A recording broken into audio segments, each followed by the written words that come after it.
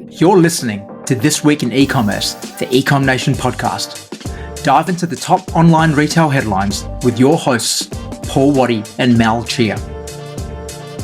Let's load up the cart. This Week in E-Commerce, episode 29. I am Mal Chia, and with me is Paul Waddy. Paul, how are you, mate? Morning, Mal. I'm good. How are you going? I'm doing really well. It's a Monday. It's a AFL season has started again. So my son is very excited, and my team doesn't play this weekend. So I'm not so excited just yet. Isn't Oscar a Collingwood fan? He's been many fans over the last 6 months. For those listening, he's 4 years old. He started as Power, because that's what I am and the rest of his family is. Then he decided that he's Collingwood. Then he was Carlton for a little while. But no, he's settled on the Crows now. He is a Crows fan. He's a Crows. He is a Crows fan, just to annoy the family. Yeah. He reminds me of me. He's got a cap signed by Tex Walker, which is his pride and joy. That's cool. Which is very cool. So, the Swans had a good win to kick off the season in front of a full house at the SCG. So that was against Melbourne. So that was great. Oh, lovely. Good to beat the D's. Yeah, always. Fantastic. All right, Paul, we are going to get into it this week. So quite a bit of news to cover off. We're going to talk a little bit towards the end about Tiger Lily and their recent appearance in the news. But before we do that, we are going to kick off with the All-Star Bash, which is one of the big awards nights of the year. That was last Thursday night in Melbourne, and there were some fantastic winners. So I'm just going to kind of run through a few of the names who appeared on there. The number one retailer in Australia is one of our favorite brands, Bunnings. Koala got most improved online. Temple and Webster, the best online only retailer. JB Hi-Fi also made appearance as top electrical and office retailer. And Beginning Boutique in our space, which is the SME space, took out the award for best SME retailer. Very good. There's some good results there, and a little shout out for Electric Kicks, top emerging online retailer. I was lucky enough to interview Electric Kicks founder on the Wayflyer podcast, and super impressive. One of the most innovative kind of guys I've met in Ecom in a while. So shout out to those guys. Electric Kicks, tell us a little bit about that. I've never heard of them before. Really cool. Electric Kicks, as the name sort of suggests, is scooters and electric, very cool electric gadgets for kids and big kids. And yeah, just like early mover in this whole electric scooter kind of space. I remember having a chat to him and just couldn't get off the website. There was so many cool. What struck me about Electric Kicks is really in a world of kind of like a lot of these pop-ups, particularly in Sydney, like a lot of little dingy stores selling electric scooters, and you feel like you could get them anywhere. Had a really nice UX on the website, really strong digital mind, digital approach. Seemed to be extremely knowledgeable on the product and getting things to market a lot quicker than others. But just a really fun site to look at. I think I sent my wife a few, and she vetoed them all instantly. But yeah, really, really impressive. I think you on a scooter would be electric scooter on the regular would be kind of dangerous. Well, the reason that I won't do it is I feel like I'm struggling enough to get my step count up, and I think that if I get an electric scooter, that's just like pack it in. Like you'll be doing like 300 steps a day. Fantastic. Yeah. There's some really great brands on here as well. I didn't mention Princess Polly, who got the top loyalty program, Naked Wines, top customer experience, and a brand I met recently was Karma, who won the best top user experience, and they were pretty cool, like disrupting the secondhand car sales market by providing an online only secondhand like used car sales yard effectively, where you can buy with a 30-day, I believe, or 7-day money back guarantee. Which I thought was pretty cool. That's weird. Yeah, cool. For cars. But, why not? So there's some really great names there. I was disappointed that there weren't more new names, I guess. So it was kind of like a lot of the expected ones there, like Bunnings and Kmart, etc. Temple and Webster obviously taking out online only. But yeah, no real surprises for me. Yeah.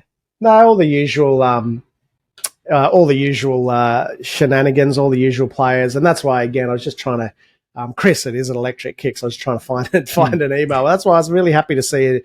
Always happy to see new faces on there. And it looked like a great night. Merrick Watts was there. I see Natalie Bassingway, Chris Grigg from Electric Kicks. Yeah, well worth a follow for Chris. Really intelligent guy. And I'm not sure why, but this brand, Electric Kicks, looked like one for me that was really going to go places. I'll have to keep an eye out on them.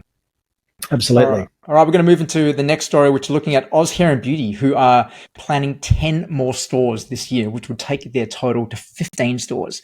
Now, this has been phenomenal, like their move into the bricks and mortar space to become like a really serious omni-channel retailer. Compared to, like, I guess, Adore, who are still very much a pure play, where in a very short period of time, and we obviously work very closely with Guy and Dean and Anthony, but they've really just grown massively in this space. That with 5 stores already, another 4 stores, 1 more now, and then another 10 this year. That's huge growth in this space, and it hasn't really. I was always concerned, I guess, that it would kind of cannibalize from their online business, but we've just seen them just grow from strength to strength to strength with every successive store. Paul, what do you put all this down to? Clarity and focus. Having known, and we do work with Oz Hair and Beauty at Ecom Nation, and I was lucky enough to be an advisor there a few years back before all of this, and before they took investment. And clarity and focus. Guy and Anthony have always known really exactly where they want to be. I was lucky enough to go into the Oz Hair and Beauty store last week in Sydney. Massive, beautiful store, great fit outs, like Priceline on steroids. Way more kind of elevated, and obviously with the hair and beauty focus. I think the guys, what strikes me with them is they're good operators, diligent. They know their numbers very well, and they know exactly where they want to go. So it's not like they're sort of saying, yeah, we're going to open a store and see how that goes. I love the fact that they've put out here publicly that they're planning to open 10 more shop fronts, and they'll do it. So I think it's clearly retail and that whole omni-channel experience is one of the pillars that they've decided is going to be a part of their business for the next 5 years. And I love that. It's just doubling down and going after what you know works for you. So I think they're just super focused guys, a family-owned business, and they know their customer, they know their space, they know their strengths, and you can see here a group of investors. Yeah, so the company for undisclosed fee, it was expected to treble its revenue to $40 million by 2021. We know that these guys are on track to be anything. I'm really proud of Guy as well for being in the top the top 50 people in e-commerce. Love those guys. They're only young, but they've been at this for a long, long time. Great family, and hyper focused, I think, is the key for me. Yeah, and I think, for them, it's like they've got that heritage in hair. Like the salon was originally owned by their dad, and they kind of grew it from a single salon, into what it is today. But also just that focus on hair as well, that they want to be the hair experts, is really telling. And something which has really helped them continue to grow.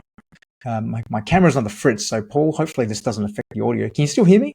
Yeah, I can hear you. Okay, your face is doing all sorts of fun. You're turning into a lion. Okay. either that, or I'm having some sort of like a stroke or something. Yeah. But yeah, I think they're doing some really great work. And I think something which a lot of brands can look at in terms of like, how do you kind of just focus down on your niche, and also not to be afraid of omni-channel as well. That the move into physical retail, it just allows you to service your customers better. And if I talk about brands, like, one of the brands I probably buy the most from is like JB Hi-Fi. And again, like, I left something at home when I was traveling the other week, so got it delivered to me through JB Hi-Fi, the Uber. Yep. The Uber option, which is fantastic. And you can imagine, like, when they start to have this footprint, no matter where you are in the country, or if you're near an Oz Hair and Beauty store and you have a hair emergency, suddenly you can get a product delivered right to your doorstep in 90 minutes, before you're getting ready to go out on that Friday night. Yeah, incredibly innovative, these guys, like always looking to try something. And again, the experience, I guess, you're right. They really are, the hair experts. And you walk into the store in in the city, and the first thing you noticed is that, yes, they're selling stuff, and then over to the right, people are in there getting treatments on their hair. So it's like they really are in a fortunate position where they can genuinely combine like selling stuff with creating an experience. So, yeah, really good story, this one. Yeah, fantastic. And one of their investors is Brett Blundy, who used to be my boss many, many years ago, back when I was managing a Saturday store back in the very late 90s. I'm certainly dating myself now. But Brett Blundy is one of their investors in Oz Hair and Beauty, and he was also in the news recently for his investment in Dish. Now, Paul, are you familiar with Dish, DISSH? Yes, I am. I can't say that I know too much about it, aside from knowing that it's a fashion label based in Queensland, which seems to be one of Brett Blundy's favourite things to do: invest in fashion in Queensland. Yeah. Well, he's recently taken a 40% stake in Dish, which is quite sizable. So I think Dish. So the article just closed on me. Me too. But yeah, I swear I could read this yesterday. Yeah. But Dish has grown quite a lot over the last few years. So only about 7 years old, and I've been familiar with them kind of on the periphery. I've heard about them here and there, but obviously, like in the women's fashion space, you were hearing a lot about all these other brands, whether it be like Shopo, Baby Boo, Princess Polly, etc. But they have really grown over the last few years by really focusing on their linen products. So being like really timeless linen fashion, to the point where Brett Blundy has taken a 40% stake in their business, and it's quite a sizable stake as well, given that the business is tipped to do something like is valued at about $300 million. Wow. I believe. That's incredible. Great work. I didn't realize it was so big. So I think they're tipped to do about $120 million plus in revenue. So they're on $70 million plus in revenue. So it's a big investment in their in their future, and I guess it's another positive sign about retail, so fashion in Australia, where we seem to have a lot of really great fashion brands, whether it be Camilla or things like that, who are attracting quite a big investment. Yeah, I think you're right. It's something Australians have always done is particularly women's fashion. And again, looking at, it is beautiful stuff. Like you can see that linen, they've really doubled down on it. But there's so many Australian, we talked about Zimmerman a few months ago getting valued at $1 billion. There's obviously Hello Molly, Princess Polly, your Shopos. But I think Camilla and Mark, obviously. But I think Australians do women's fashion very, very well. And I think it's 70 million, you said their revenue was. They would clearly have to be selling a fair chunk overseas, I reckon, to be doing that revenue, which again is like Australian fashion does get cut through overseas. That's an extraordinary valuation at, what did you say, 300 million? 300 million, I believe. On 70 mil rev. Yeah, I did have the article available, but then it's just been locked for me, so I'm going to need to go find it again. Yeah, and good on them. You would have to say that if they're getting that sort of revenue multiple, they must be reasonably profitable and fast growing. So huge numbers, like that's massive.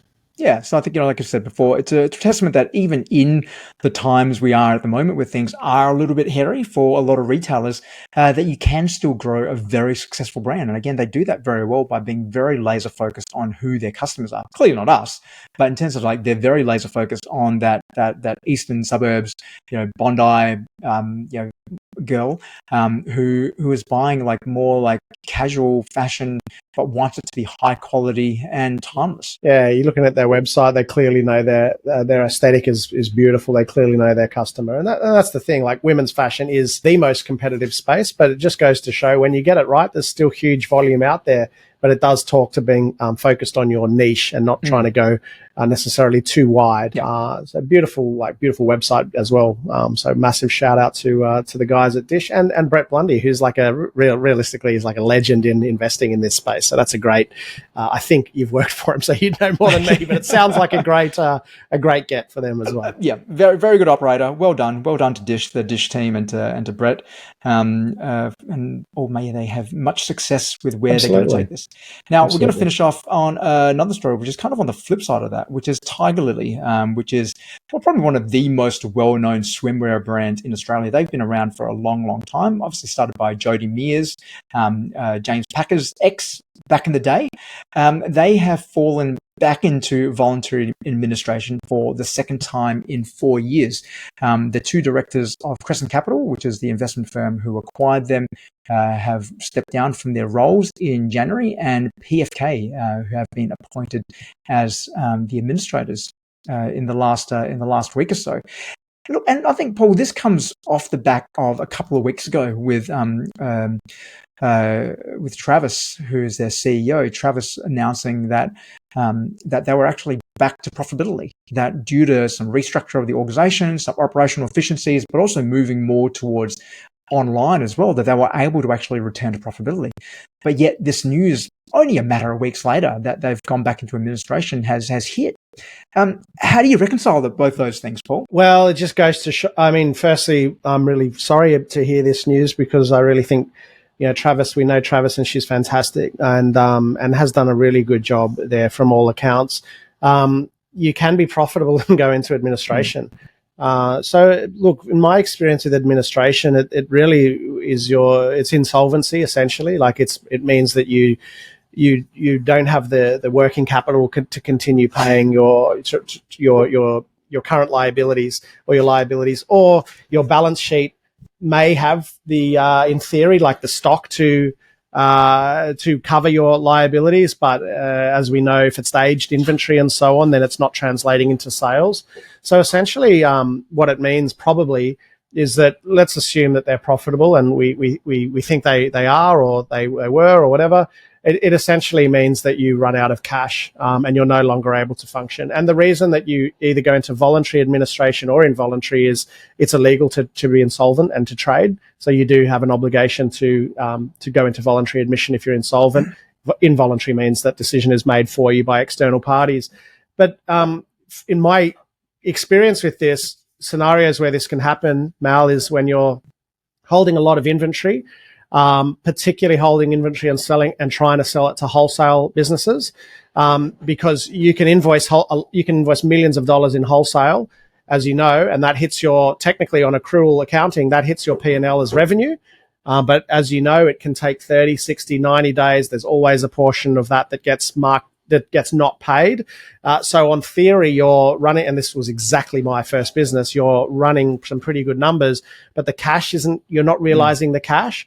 So what happens is, particularly if you're importing, your cash conversion cycle is really poor. So you've paid for the stock, sometimes a 30% deposit, 70% on balance, and you're invoicing. So on paper, it looks like you're going really well, but the cash conversion cycle is 30, 60, 90, 180 days.